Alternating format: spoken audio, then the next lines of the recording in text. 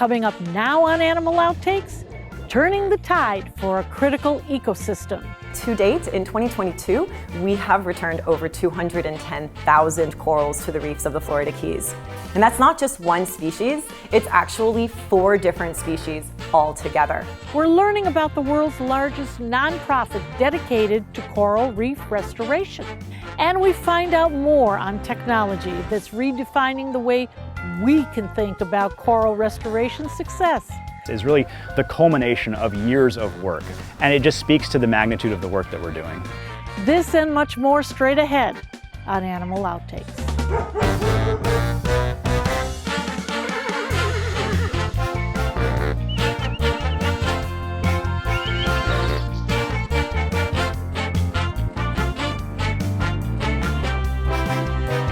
When it comes to coral, some may wonder whether it's considered a plant or an animal.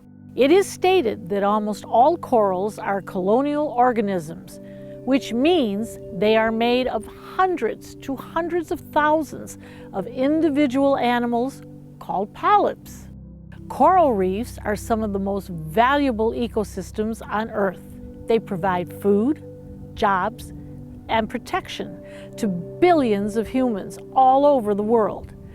But despite their great value, they are severely threatened from pollution to invasive species and climate change.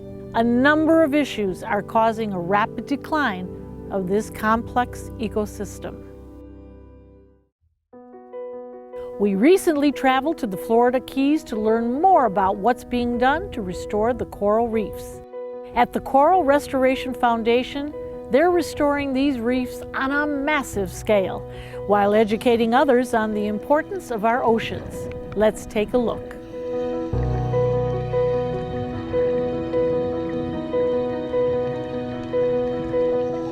Ask the average person if the coral is a plant, an animal, or a rock, and see what they say. And you might get a variety of different answers. Corals are actually made up of hundreds, millions, maybe even billions of these tiny little animals called polyps.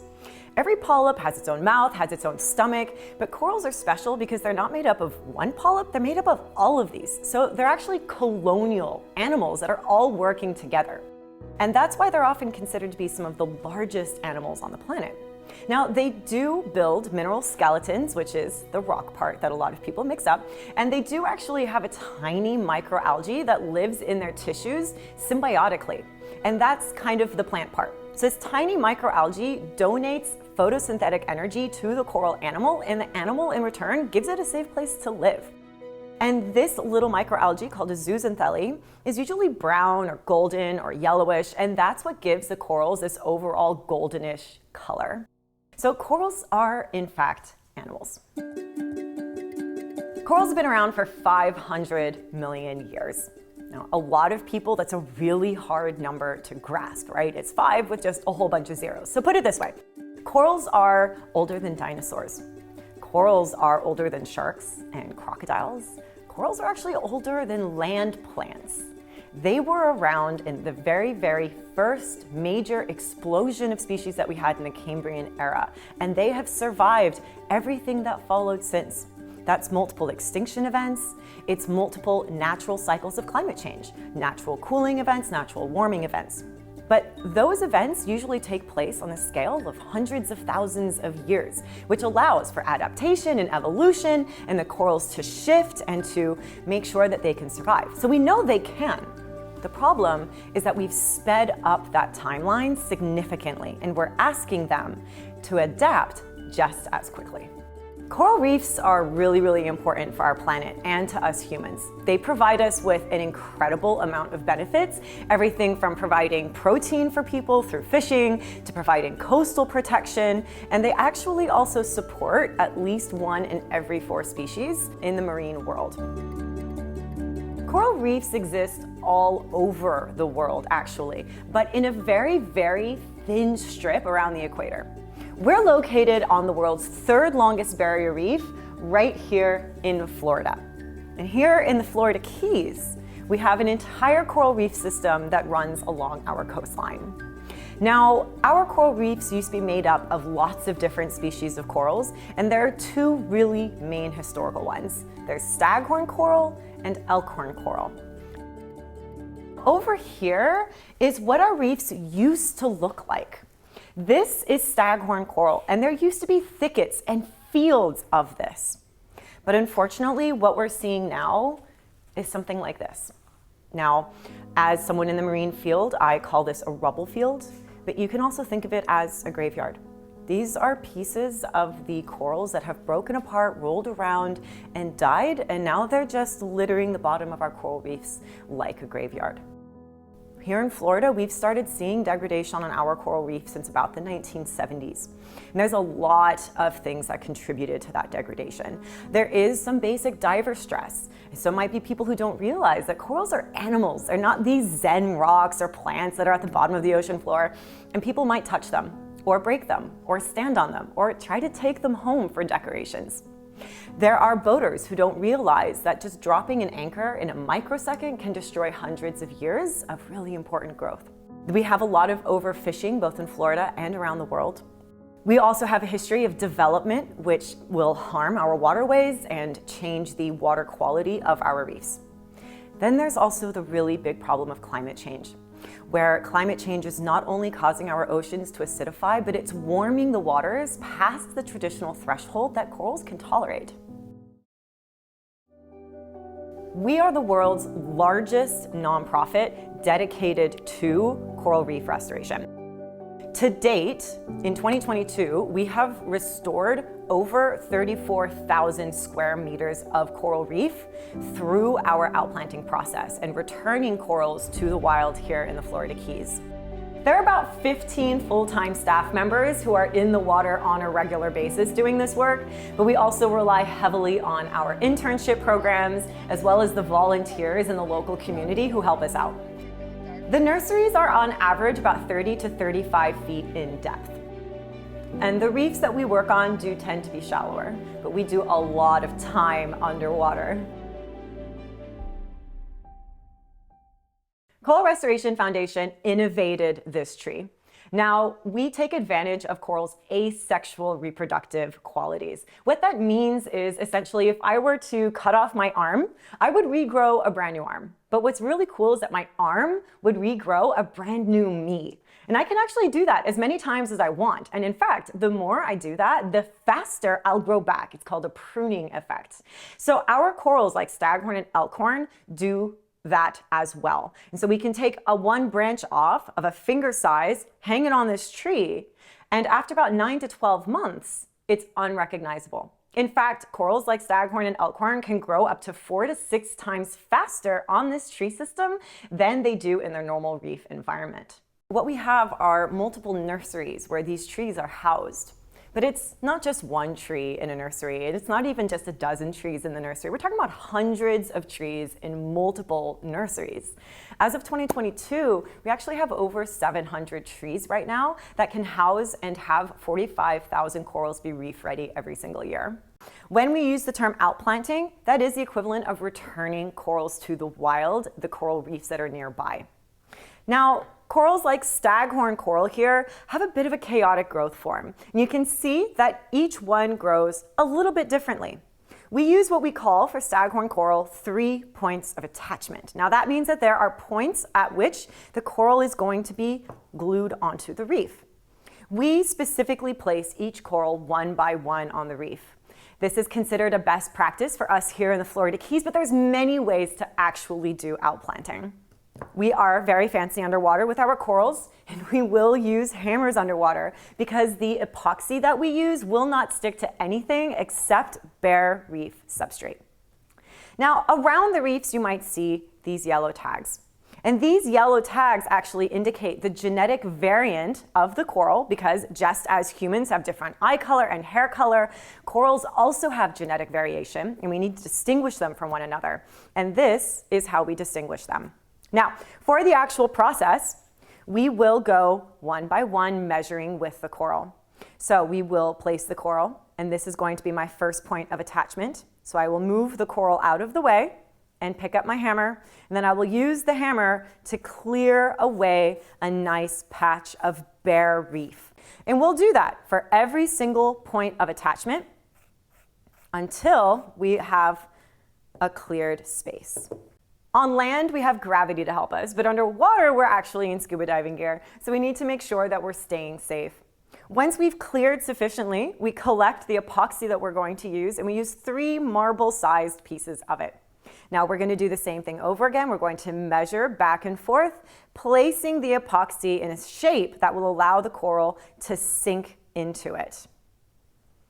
Once we measure very carefully and we have all 3 pieces in place, we then use both hands and sink the coral into the epoxy.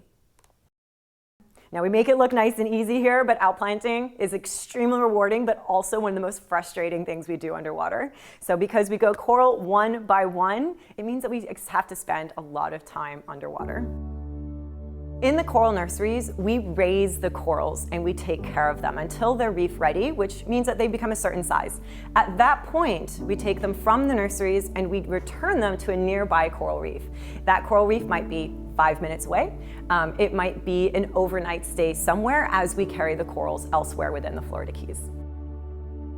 Not only do we have these wonderful metrics of how much area we've covered, but we know that our corals are doing really, really well. And we know this because every year we're capturing footage of our corals spawning. Now, this is sexual reproduction of corals, and corals like staghorn and elkhorn really just get one window every year to do this. And so because they have to spend so much energy making the eggs and releasing this, and it's a really big event for them, the fact that our corals are spawning tells us that they're thriving. And that effectively what we're doing now is seeding future generations of corals to come. That is a hopeful story, and it is very, very good, but we have to recognize that our world is going to continue to change for the next several decades and century. And we need these corals to continue fighting for that future. To date, in 2022, we have returned over 210,000 corals to the reefs of the Florida Keys. And that's not just one species, it's actually 4 different species altogether. This created about 34,000 square meters of restored reef from the northern Key Largo area all the way down to Key West, covering well over 100 miles of reefscape. As an educator, I often tell people that what we're doing now is planting trees under whose shade we will never sit. We will not necessarily be here, those of us who are working in restoration right now, to see the fruits of our labor. But we do have to believe that we are giving these corals a chance to develop into something new.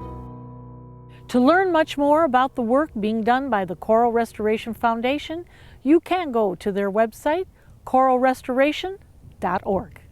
Coming up after the break, harnessing the power of technology, how the Coral Restoration Foundation is using photomosaics to provide snapshots of the coral reef as a whole. They have style, they have grace, and they have 4 legs. On Wednesday, February 8th, the Sarasota Garden Club is hosting Panache with Pooches. Enjoy an afternoon of champagne, refreshments, and fashion beginning at noon.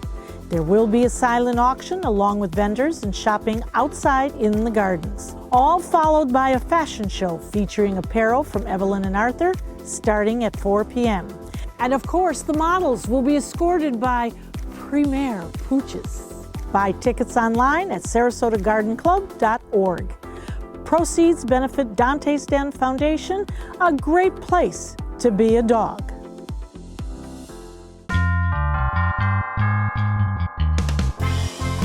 Coral Restoration Foundation has to monitor thousands and thousands of corals. They used to pay each one a personal house visit. But that time-consuming process wasn't always the most efficient way to help them with their goal of returning the reef to functionality. So they've evolved to using something called photomosaics. As of 2022, we've returned over 210,000 corals to the reefs of the Florida Keys. That's across the whole 100 miles of the Florida Keys, from northern Key Largo all the way down to Key West. Now, that's a lot of corals to check on, right? The next logical question is it working? How are the corals doing? So we do have to monitor these corals.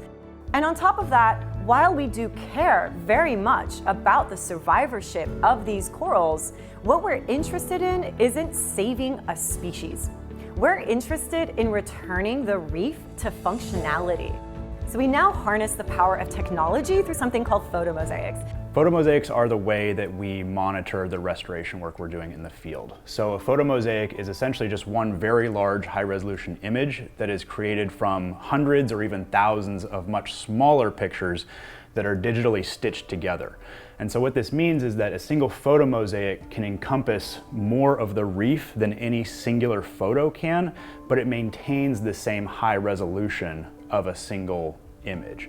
So what we can do with a photomosaic once it's been stitched together is we can pull it up on the computer and we can actually zoom in all the way down to our individual corals, and we can monitor them for different metrics like diameter, area coverage, or whether they're alive, have disease, bleaching, anything like that. So it's a really powerful tool to digitally assess what is happening in the field. When we actually go in the field to take photomosaics, there's a couple of very simple tools that we use. The first one is this PVC stick that we call a hammerhead rig, and this is simply the mounting system for our GoPro cameras that are going to be taking the photographs. It's just PVC with a couple of connectors and then GoPro bike mounts on the end there. Our actual GoPros themselves are GoPro Hero 9 models we're using right now. And these will simply attach to the hammerhead rig, and then we can put a colored filter on there to help with some of the blueness of the water.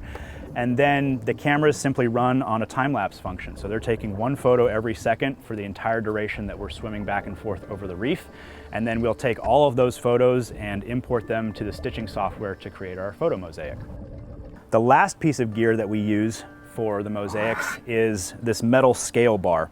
So what these targets are on the end here are coded targets that are recognized by the stitching software, and they allow us to scale the final image. So we can assign a pixel to centimeter ratio and then measure all of the corals in that image accurately. So this is an etched piece of aluminum that we just lay on the seafloor at various places throughout the mosaic area. And then when we swim back and forth, the cameras capture images of these, they show up in the final stitch, and we're able to scale the photomosaic. Once we have a photomosaic image on the computer, the way that we process and analyze the image is actually pretty straightforward. We zoom in on an area of the reef where we have our coral outplants, and we can actually use Photoshop to select and then color the different coral colonies. So if I zoom in here, you'll see we have three different coral colonies. This is elkhorn coral. That's what it looks like when it's outplanted. And once our staff or interns or volunteers have selected and traced these corals, we can paint them in white like this. And then what we can do is we can export this layer that shows all of the corals, and then we can measure each series of white pixels for maximum diameter and for area coverage. So in this way we get number of corals alive, and we get the total area that's covered by coral as a result of our outplanting efforts. One of the most important features of the photomosaic monitoring system that we have is that it gives us access to metrics that we otherwise would not have. So when you send divers down underwater, it's very difficult to get really accurate measurements of how much seafloor your corals are covering. And that's really the biggest indicator of success, right? If you start on a reef that has 0% coral coverage and you can increase that to 10 or 20 or 30% live coral coverage, that's indicative of a really robust and productive restoration effort. With the photomosaics, we can now digitally measure in two-dimensional space what the exact coverage is for this area of our coral colonies. And so what we've seen is year over year, typically somewhere around 30 to 40% increase in coral coverage since those corals were outplanted. So that means that, yes, we might have some die here and there, but overall the population that we're restoring is actually growing consistently, which is a really important indicator of success. When we get back to the computer and we upload all the photos and we stitch our photomosaic and we can finally see the impact of our work, it is it's so special, it's so fulfilling, because you dive these reefs week after week. You spend hours underwater planting the corals. So the photomosaic, and when it depicts real restoration success, is really the culmination of years of work, back from when you first fragmented a colony in the nursery, to when it grew to an outplant size, to when you finally harvested it and returned it to the reef, and then to see it year after year continue to grow and thrive out there. The photomosaic showing that it really just shows all the work that's been put in for that one little coral. And then you multiply that by the thousands of corals that we have across any given reef, and it just speaks to the magnitude of the work that we're doing. Coming up next on Animal Outtakes, how CRF is publishing a series of lessons that they've learned along the way in hopes of helping others implement successful restoration programs all over the world.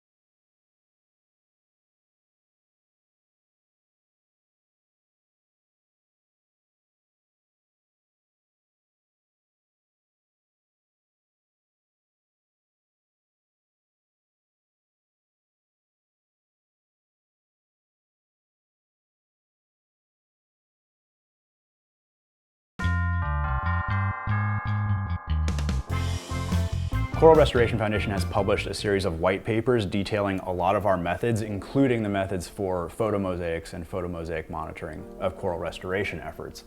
White papers are a scientific publication that is not peer-reviewed. So it's not published in any sort of journal. It doesn't go through any sort of, rigorous adjudication process. But they are still very important because they contain a lot of detailed, publicly accessible information. And what we want to do at CRF is provide a lot of our methods, a lot of our lessons learned from the work that we've done in the form of these white papers, because they don't necessarily fit into any peer-reviewed journal publication. When you're talking about peer-reviewed journals, you're talking about experiments. You're talking about, independent and dependent variables, and you're testing something and you're trying to see what the outcome is. With our white papers, we essentially just want to say, here's all the knowledge we have. You can access it for free. You can put it to use for yourself. Here it is. So it really is whatever you make of it in that regard. One of the big questions for coral restoration in general is, how can you get this to scale? How can you get it to the size where it actually makes a significant impact across the world? And so we have a white paper about what lessons we learned when we were scaling up 5 or 10 years ago. We also have a photomosaic manual that I have co-authored that details all of the steps that you would need, starting from when you first get in the water with cameras to when you finally analyze a stitched photomosaic. And it walks you through step by step what you need to do, what the different softwares are that you're going to need, and what the steps are to get the metrics you want. We're one of a number of organizations that are working towards this goal, and we're a key contributor throughout the Caribbean and actually throughout the world now in promoting this community of knowledge, this community of sharing resources and sharing ideas. We should always be worried about the future of corals and the natural environment as well.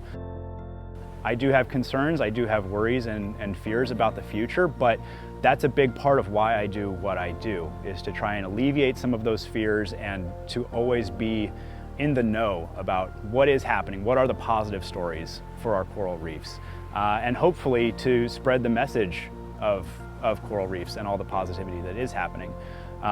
I think there are a lot of really good success stories, and I think that those are the success stories that we need to focus on so that we stay positive, so that we don't get down in the dumps, and so that we know what stories we can learn from, right? There are things that are happening for coral reefs that are really good, and we should take those lessons learned and try and apply them everywhere. This is work that will not be finished in my lifetime. This is something that is going to take generations and generations and generations of consistent, constant effort.